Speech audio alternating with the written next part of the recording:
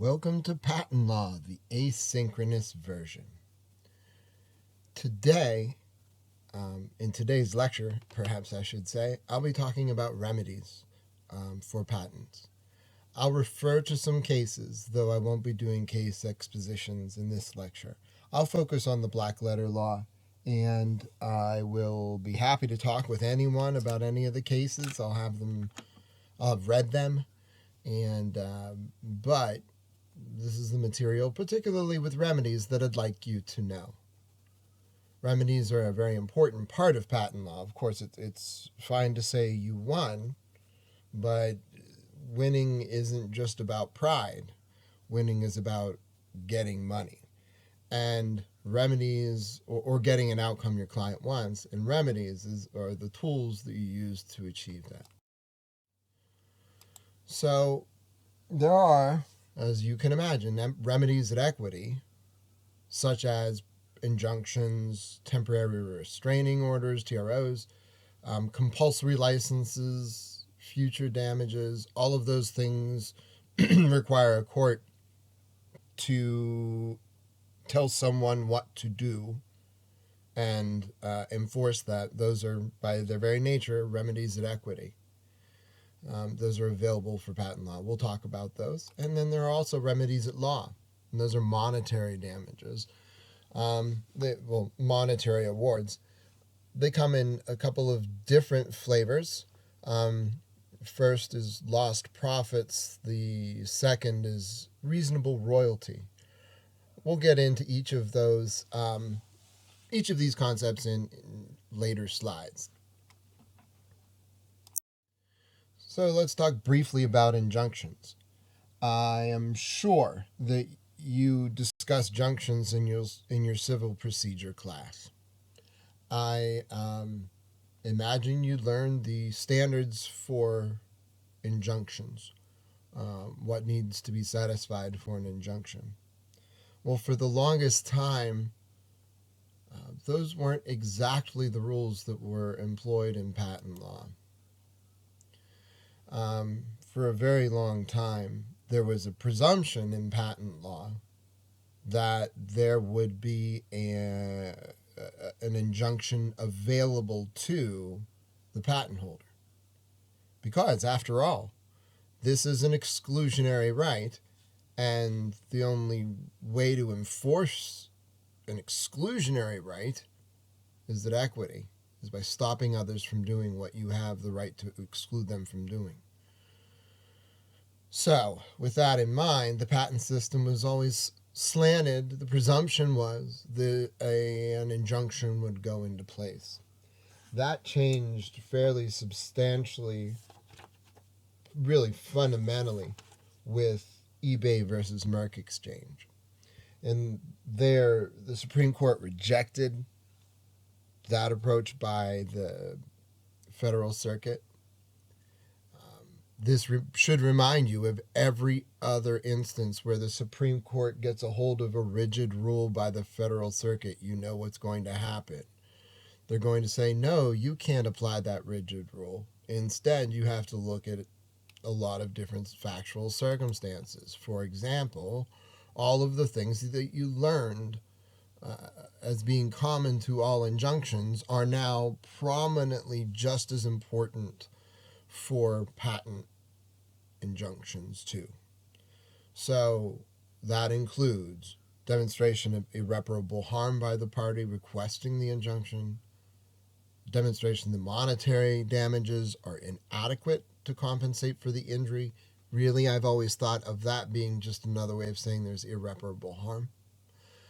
Nonetheless, it requires the court to undertake a balancing of the hardships between the plaintiff and the defendant.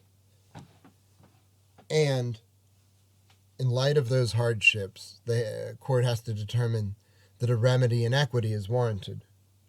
And finally,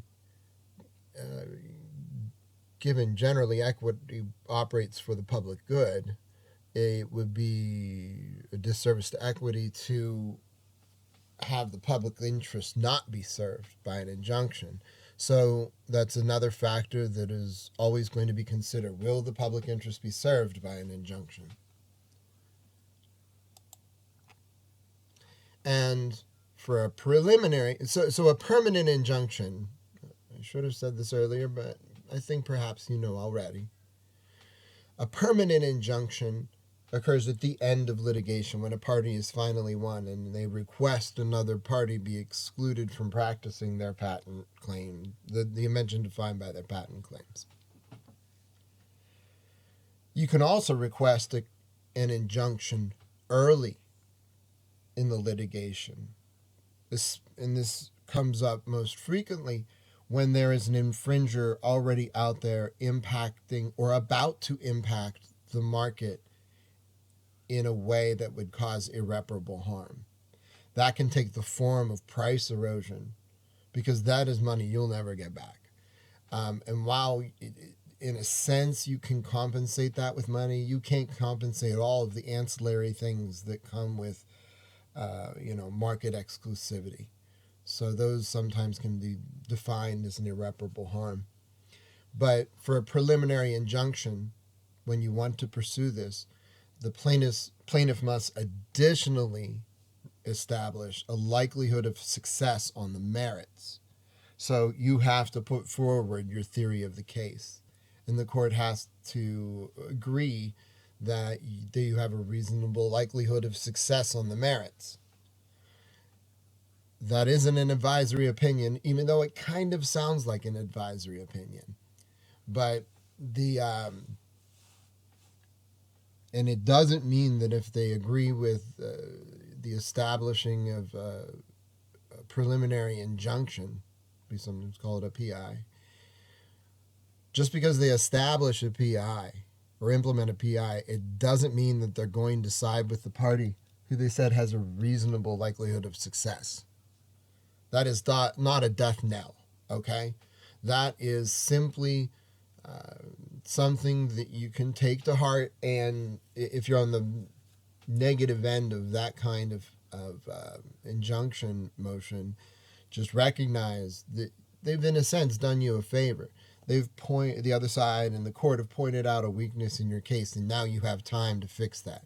It may be too late for the injunction, but you can still take advantage of what you learned as when you treat those motions. So always keep that in mind. And the big case on this is eBay versus Merck Exchange. It's on page 728 in the book. It came out in 2006. So, 15 years ago isn't recent, but it still stings, I think, for a lot of the patent community, because injunctions were such a useful part of the arsenal for independent inventors or small inventors. It made the playing field a bit level when you were going after a big company. Now, if the big company just knows it has to only throw money after the problem, well,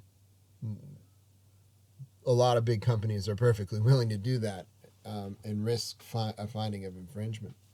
So, that's, I think, just as an aside, why injunctions are such a touchstone or for debate in the patent world. Okay, let's take a look now at monetary damages. I wanted to give you the text of Section 284 because it defines everything about damages, not enhanced damages, but what patentees can get as damages. So just to read this with my parsing, upon a finding for the claimant, in other words, the patentee, the court shall award a claimant damages adequate to compensate for the infringement. So, what does it mean to be adequate to compensate for the infringement? You could think of this in all of the theories of damages that arise in contract law, consequential, all those categories. Really, when it boils down to it, for patented products, the damages that could be paid that are adequate to compensate for the infringement are thought of as lost profits. What was the damage? What was the harm, actual harm, suffered by the patentee due to the infringement? Now, sometimes that's a lot of money, sometimes it's not much money, but because different reasons. But this section of statute sets a floor for damages and says that in no event should that damage adequate to compensate for the infringement be less than a reasonable royalty, together with interests and costs as fixed by the court. So this reasonable royalty sets, like I said, a floor. You can get damages above that, but sometimes, as you can imagine, lost profit damages are difficult to prove. There's a lot of speculation. Would you have gotten that deal but for the other side's involvement or infringement? And as you can hear, I mean, as you play it through in your own mind, it's a tough argument. Not one the one that you can win with the right experts and the right data, but you need those things to break in your favor too. Here's part 2 of section 284. It brings up a different point. When the damages are not found by a jury, the court shall assess them. So this is all only to say, look, it's coming down. Somebody better do it, because that's what we have as an important thing here, right? In either event, the court may increase the damages up to 3 times the amount found or assessed. Now, that's a pretty broad investment of discretion with the lower court.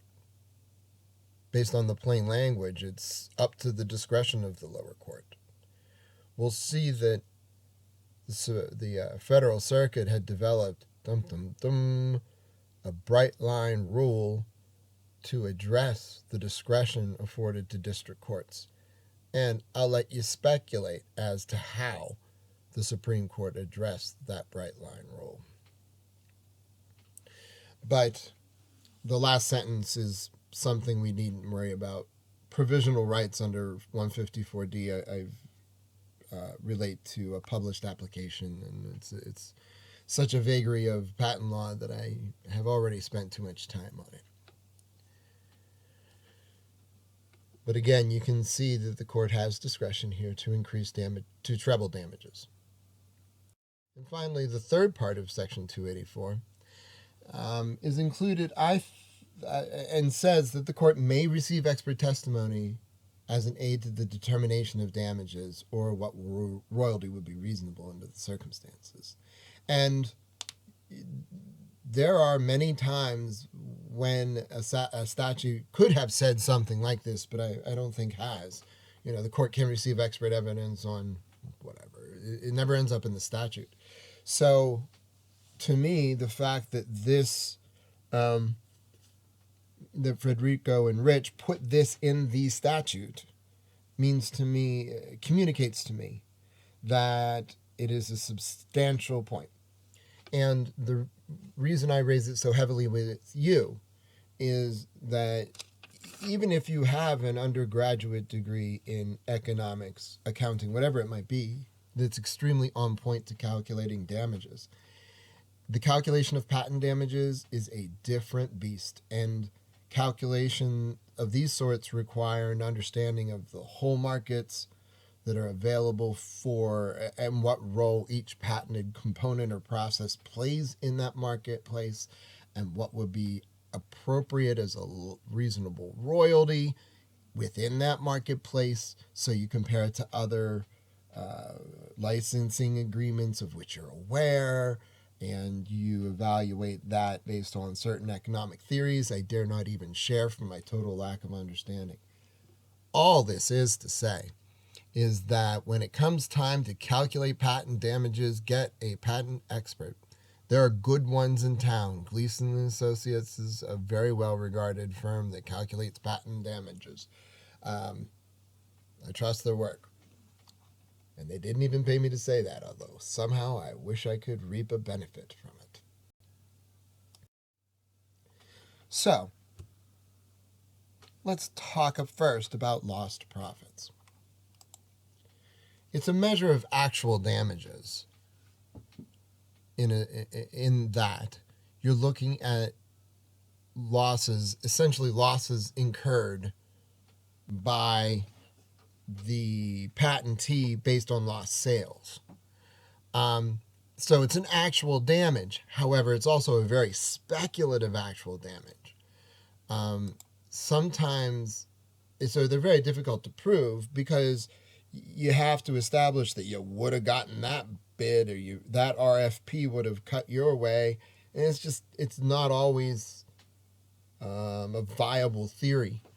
That's another place where experts can tell you, oh no, if you look at this is consistent with what we know about this field where they debate contracts between two parties, and here there were only two parties and they ended up choosing one over the other. Hey, you can have great facts like that, but don't count on it. And for that, for that reason, lost profits are in a lot of ways something to hope for because of the difficulty in improving them.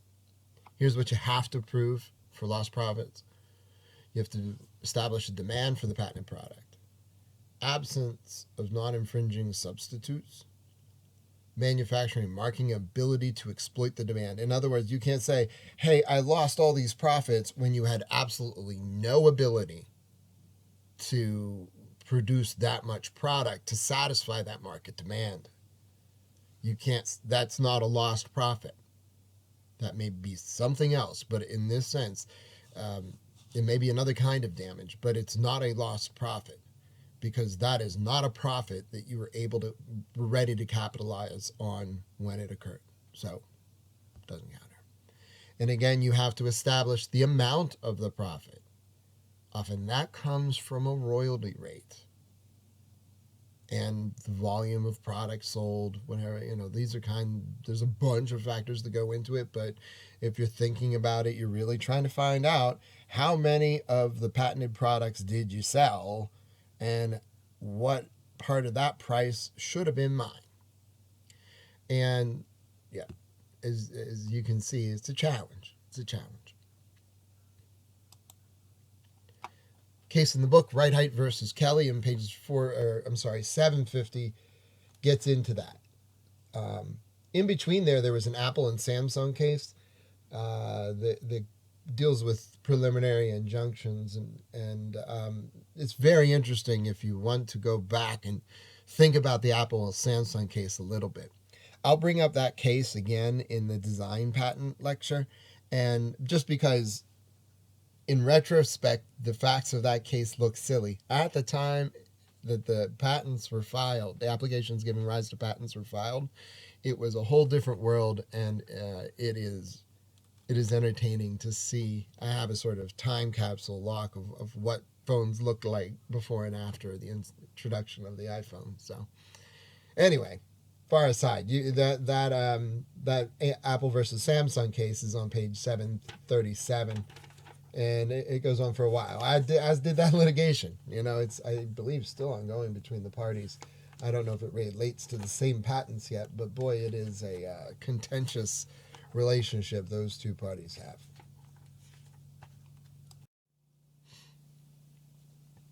I just, instead of hitting my left mouse button, hit my roller ball and moved up 2 slides.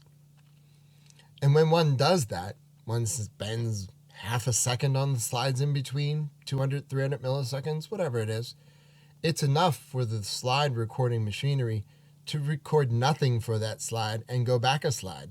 So here I am again, talking about reasonable royalties. So, as you can appreciate now, after having talked about reasonable lost profits, they can be quite speculative and difficult to get because they're difficult to prove. But when those are not available, the patent owner is entitled to a reasonable royalty. Now, what's a reasonable royalty? In a sense, it's a hypothetical. It's trying to capture the output of a hypothetical negotiation between a willing licensor and licensee, and namely the patentee and now the established infringer. Because remember, once we're in damages land, liability has been established. So we aren't talking about patent invalidity. We aren't talking about patent validity. The patent is valid and infringed. And now how do we compensate that patent holder for it? So what we're looking at here is a hypothetical negotiation between the patentee and the infringer tortfeasor. What would those two parties have negotiated at a time the infringement began, and thus the time before the lawsuit began, and any ill will between the parties via that have been established, for example. But you are trying to establish what they would have negotiated as a reasonable royalty rate at the time of the infringement. As you can imagine, this analysis is very fact-driven.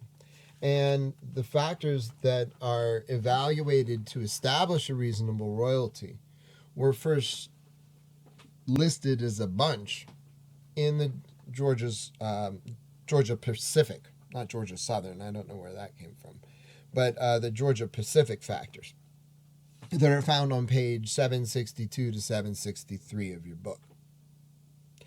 I'm not making a slide with 15 factors on it. Nope.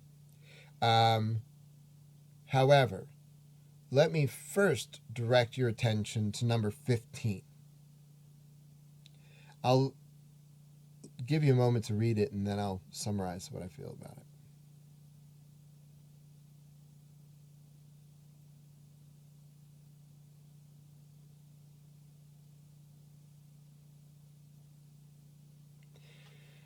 Okay, so this paragraph is really the essence of the analysis. So it's a factor, but it is in a real sense a dominant factor because all of the other factors play into this one. It's a strangely phrased rule, but what you're trying to capture is this hypothetical negotiation between prudent people who want to license this technology from someone who wants to license it to them, and that person still needs to be able to make a reasonable royalty, and that's really what you're trying to do. What kinds of things are relevant? Well, that's what 1 through 14 say, and I'll just touch on a couple. 1, ideally, you have what this patentee did with this patent with other parties. So let's say you're in the pharmaceutical sector and Pfizer has licensed the technology to Mylan, but has sued Teva. Pfizer prevails. Pfizer is trying to calculate a reasonable royalty. A very important thing to look at would be how Pfizer has licensed its patents to other people. What rates did they use? What royalty rates? Did they have lump sums in there too? That may impact things. Sometimes you have a lump sum payment and then a certain kind of royalty, or a lack of a lump sum payment and a higher royalty. These are all factors that go into the design and execution of licensing agreements. It's a wonderful world to play in because you can be as creative as you'd like when you write a licensing agreement. But that being an aside, when you're looking at all these things, they ideally you get how that party licensed its patent, this very patent in suit, to someone else. Or next best, you look at how it licensed similar patents to similar parties. Or just how they license those patents that are similar to whomever. If a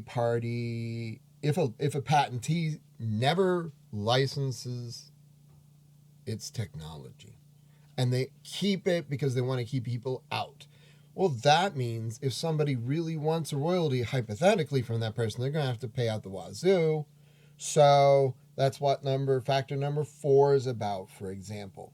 And I won't go through the rest, but you get the idea. They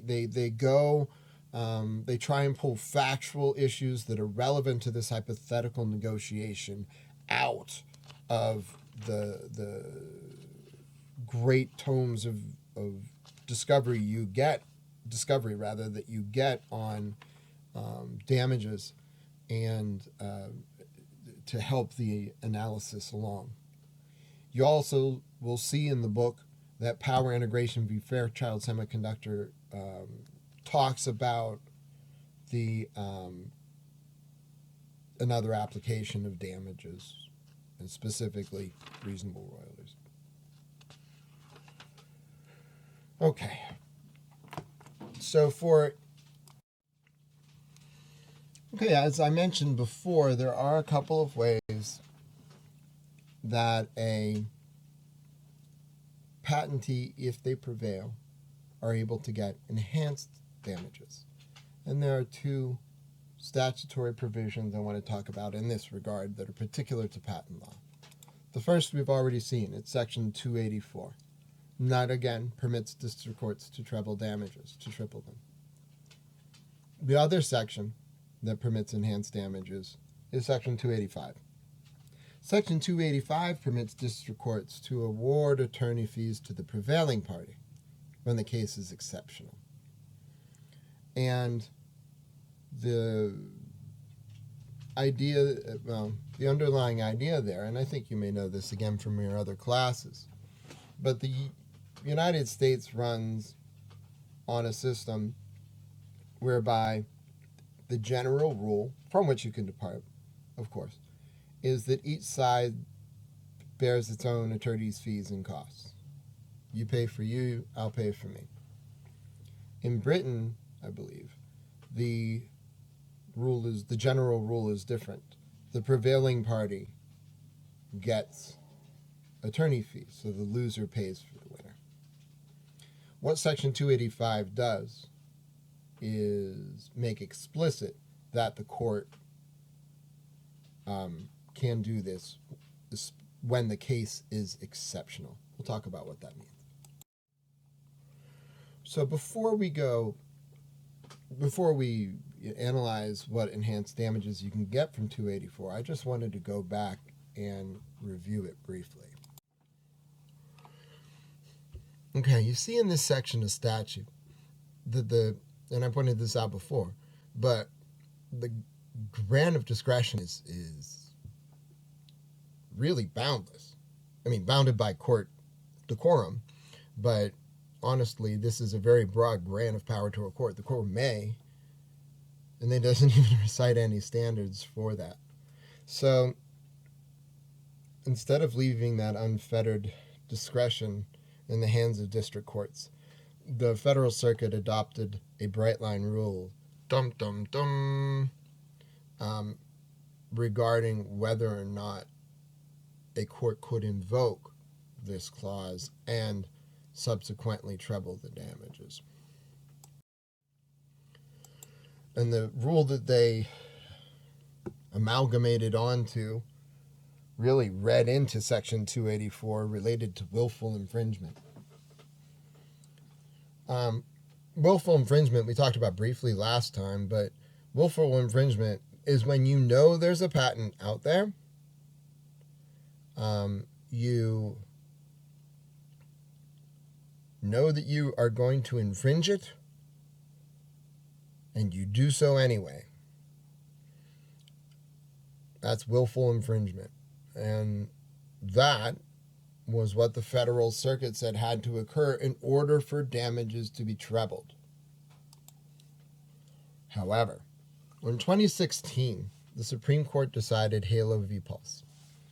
And in this decision, the Supreme Court changed the standard, rejecting the rigid standard of Seagate, which was the case that we used to follow that articulated willful infringement as being this required prerequisite for the awarding of treble damages. It struck down that part of Seagate and got rid of this rigid rule that also included required that the party be objectively reckless. Now, it's a totality of the circumstances test. Anytime you see something is a totality of the circumstances test. And that pretty much says that whatever, not whatever, but almost whatever, right? You have pretty broad discretion. You know the facts, you know the circumstances, look at them all. You're in the best position to do it. That's what you should do. And don't worry about willfulness.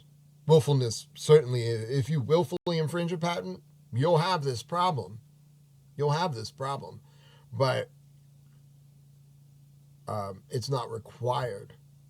It's sufficient for a finding of treble damages, but not required. Now, this totality of circumstances affords that discretion back to the lower courts. And this was made clear by the Supreme Court as well in the Halo case, is that the enhanced damages requires only satisfaction of a preponderance of the evidence. So, it's always the court doing this, right? So the court has to be convinced it's more likely than not that she should treble the damages. Well, that's nice if you're a patent holder. This really loosened up the purse strings, I guess I should say, of the courts. And it's been a good thing for patent holders, and I think in a lot of ways it also has improved behavior of attorneys too. Okay, let's turn to Section 285. As you recall, Section 285 says that a court can award attorney's fees in an exceptional case. Also recall that typically each side carries its own attorney's fees in the U.S., so this permits a departure from that. The Federal Circuit previously, past tense, said that only two circumstances could give rise to an exceptional case. The first is when there's been some material inappropriate conduct related to the matter in litigation, such as willful infringement, fraud, or inequitable conduct in procuring the patent, misconduct during litigation, vexatious or unjustified litigation conduct that violates, litigation or conduct that violates Rule 11 or similar infractions. Sorry, I'm doing too much brain reading. Infractions. So that's a pretty extreme standard. Certainly, willful infringement is tough to prove because you hardly ever get that kind of thing in discovery. Inequitable conduct is very hard to prove because there has to be an intent on the part of the prosecutor to fool the patent office. This is a very high standard, just as are most Rule 11 violations. So, you're looking at a very high standard under the old Federal Circuit rule. The other way in which a case could become exceptional and thus attorney fees could be awarded was when the non-prevailing party's actions were both objectively baseless and carried out in subjective bad faith. As that's usually most actions are not objectively baseless, and even if they are, you may be submitting them in good faith. Just misunderstand things, but so that's another hard one to reach. Keep in mind the statutory language. The court, in exceptional cases, may award reasonable attorney fees to the prevailing party. Now here, unlike the last section, the Federal Circuit was interpreting a statutory term, exceptional. And now it read a lot into exceptional, but that's not that unusual when you interpret statutory language sometimes. Nonetheless, the Supreme Court, when they got a hold of this, and this is discussed around page 780 in the book, they unsurprisingly rejected the Federal Circuit's rigid and mechanical formulation of what it means to be an exceptional case. Now, An exceptional case is one that stands out to the district court, one that stands out from the rest. The district court, once again, has broad discretion, and those equitable powers determine when it's able to shift attorney's fees. So it is just where you expected it to head. The Bright Rule struck down discretion and ambiguity, replace it. And I think that if you follow the trend this semester, you can always tell if the Supreme Court is going to overturn the Federal Circuit, if there's a rigid standard. And I got to use a meme. There aren't many patent memes, I'll tell you that. But so enjoy that while you can. Finally, I wanted to say at least a word about patent marking. Once a patent issues, you will have a patent number. That patent number should be included on the product that you are selling. That can be included in the best way is to mark the product itself. And oftentimes you'll see in raised numbers on the bottom of a Matchbox car, whatever, every little thing will have U.S. patent number, blah, blah, blah, other patents pending, all rights reserved, or something like that. The important thing is that you list the patents that cover the product or processes, products made from a process. You can, and to avoid the sticky area of the law, you should mark those products as well. But by marking them, you provide a constructive notice. And as such, you can capture pre-suit damages. And that date of notice is what's important, and accordingly, patent marking, it would behoove you to mark all products with the patent number.